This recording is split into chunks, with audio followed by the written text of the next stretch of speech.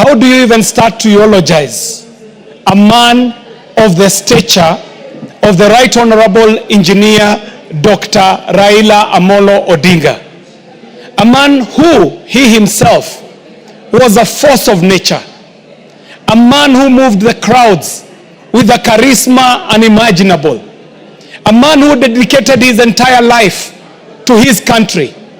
A patriot who you can place many charges on, but can never place the charge of unpatriotism on the man. Mr. Speaker, this man that we eulogize today must be known as the father of opposition in this country, taking over from his dad, who was his blood father, who is also known as the Doyen of opposition.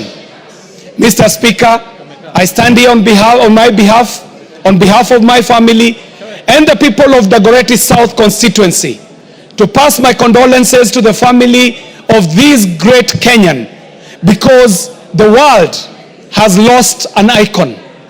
Africa has lost an enigma. Kenya has lost a leader. To me personally, Mr. Speaker, I have lost a political father. Mr. Speaker, I met the late former Prime Minister as a very young man when he used to be a youth leader within the Ajip House, campaigning for his father, Mr. Speaker. When the original Ford was formed, when Raila was a young man, is when I met him. Later on, Mr. Speaker, I went on to be a youth leader in his party. I was the first national president of the ODM Youth League. When I met Raila, he was at his prime. That Raila who would capture people just with his greetings.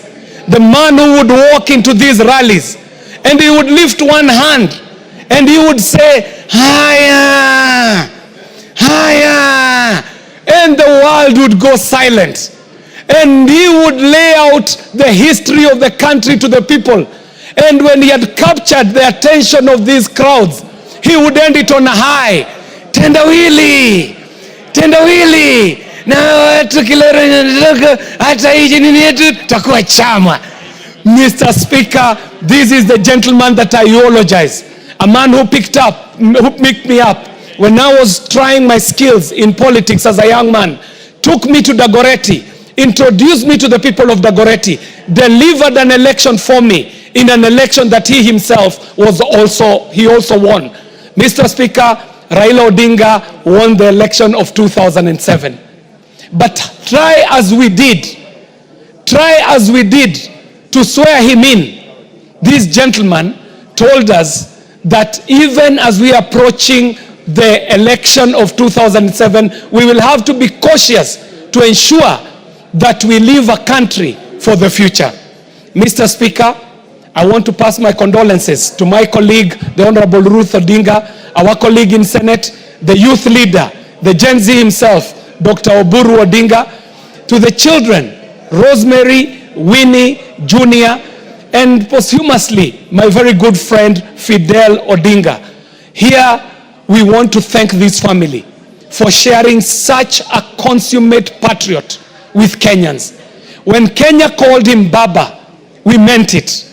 But we know that he was the blood father of these children who had given up their father, committed him to the service of nation. And today, we mourn a great Kenyan.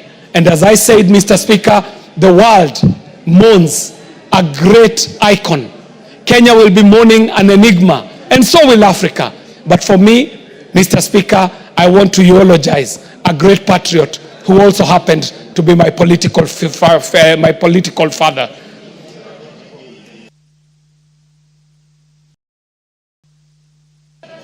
Raila Odinga is dead. Long live Baba.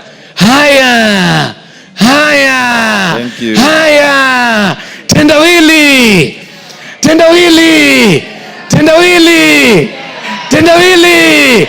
Tunasema hiyo mambo yote iko sawa, hata kama Raila ameondoka, rais Baba ataishi milele. Iko sawa. Thank you.